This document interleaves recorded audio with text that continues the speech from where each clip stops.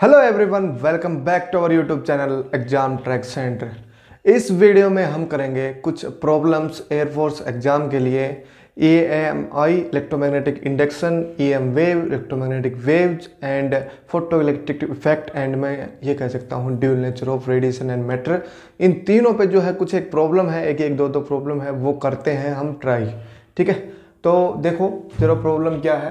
पहली प्रॉब्लम है ए कोयल of an area, उसका एरिया गिवन है। कोयल क्या होती है? कोई भी एक रिंग है, रिंग टाइप में है जिसके अंदर करंट होता है कुछ भी, तो वो है एक, उसका एरिया है 2 metre square, is place in a magnetic field. वो मैग्नेटिक फील्ड के अंदर प्लेस की गई है, उसका एरिया गिवन है। अपने पास क्या चीज़ें गिवन है, देखो यहाँ मैं कर देता हूँ।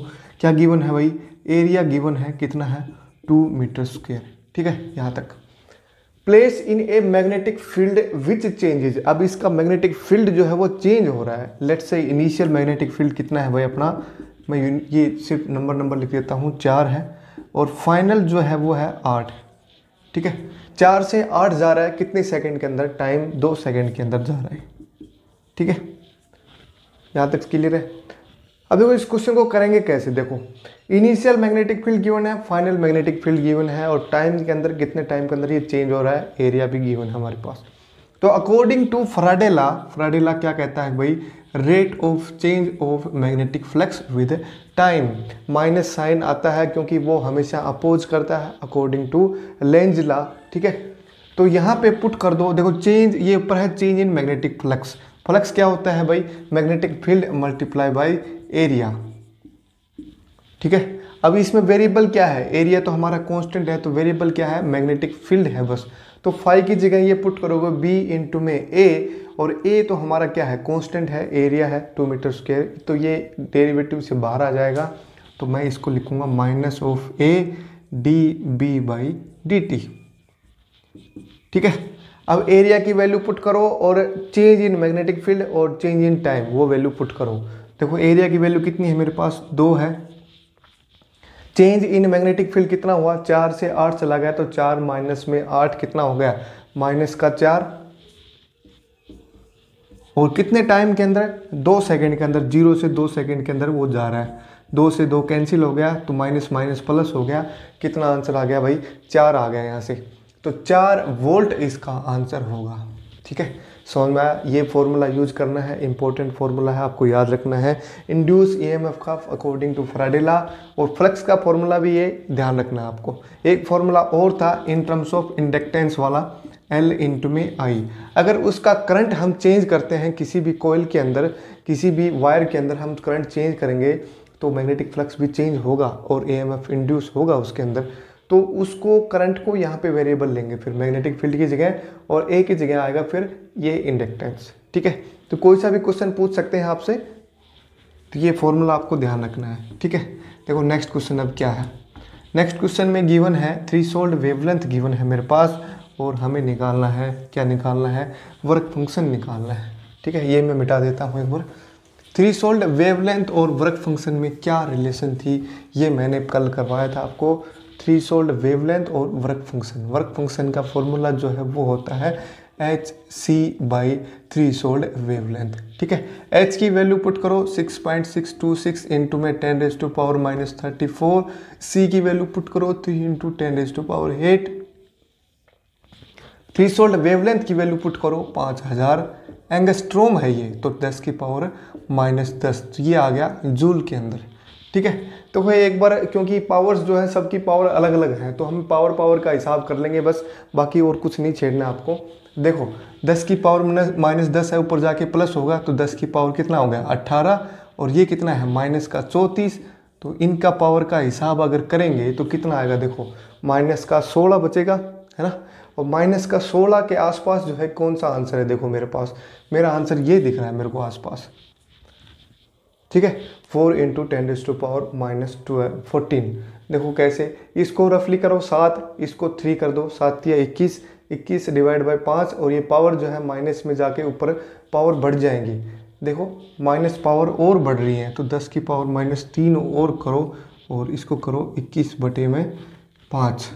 ठीक है, तो ये रफली आ गया 4 के आसपास, और ये पावर जो है कितनी आ गई? 37 और 19 आ गई पावर भाई, ये तो 14 नहीं आई है, आंसर ध्यान रखना है, क्योंकि ये 5000 है यहाँ पे।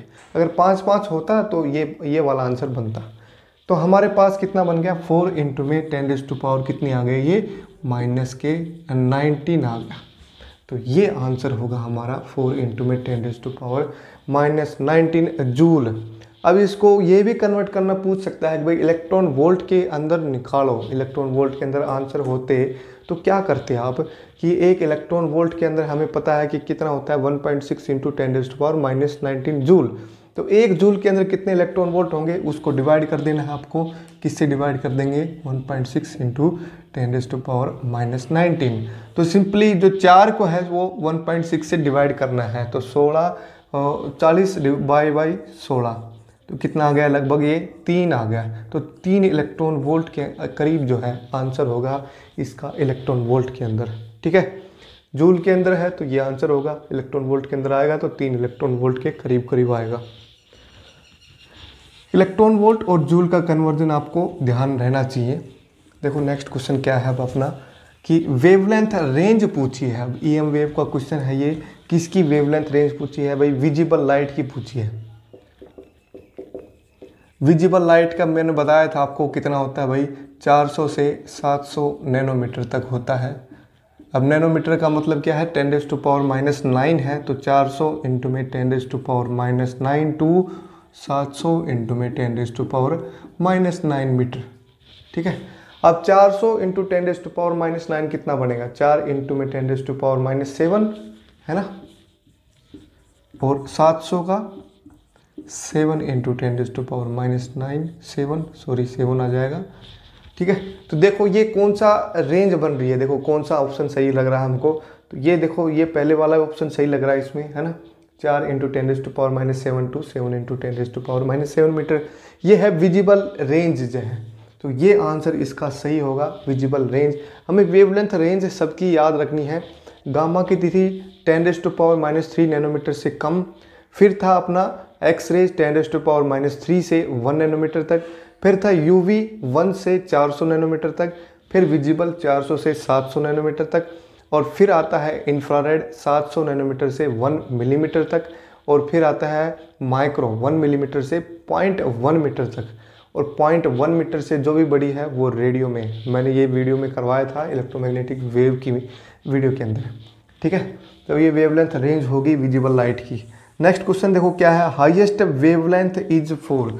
अब हाईएस्ट वेवलेंथ किसकी है, ये भी EM वेव का ही क्वेश्चन है। मैंने बताया था उस टेबल में से इंपॉर्टेंट क्वेश्चन बनता है, तो वो टेबल में से 2 क्वेश्चन आए हुए हैं। ये देखो विजिबल मैंने बीच में बताया था, एक बार जरा मैं रिवाइज करवा देता हूँ। ये विजिबल मैंने बताया, इधर मैंने बताया गामा, फिर एक्स, फिर यूवी, फिर विजिबल, फिर इंफ्रारेड एंड माइक्रो, और फिर रेडियो। तो यहाँ से मैंने बताया था कि इस साइड में जाते जाएंगे तो वेवलेंथ जो है वो बढ़ती जाएगी। इसकी वेवलेंथ थी 10⁻³ नैनोमीटर से कम, इसकी थी 10⁻³ नैनोमीटर से 1 नैनोमीटर तक, और इसकी थी 1 से 400 नैनोमीटर तक, और इसकी थी 400 से 700 नैनोमीटर तक, 700 नैनोमीटर से 1 मिलीमीटर तक, 1 मिलीमीटर से 0.1 मीटर तक, और 0.1 मीटर से ज़्यादा होगा तो रेडियो के अंदर लाई करेगा। अब देखो सबसे ज़्यादा रेंज किसकी है, क्वेश्चन ये भी आ सकता है। तो देखो इंफ्रारेड के अंदर नैनो से लेकर मिली तक है, 10⁻⁻9 से लेकर, या फिर मैं कहूँ ये 2 कम करके 10⁻⁻7 से लेकर 10⁻⁻3 तक, इतनी ज़्यादा रेंज है। और किसी की रेंज नहीं है, और रेंज है तो फिर रेडियो की है, या फिर मैं कहूँगा कि गामा की है, क्योंकि इसके अंदर इससे छोटी जो भी वेवलेंथ होंगी वो गामा के अंदर लाई करेंगे, इससे बड़ी जो है जो भी होंगी वो रेडियो के अंदर लाई करेंगे।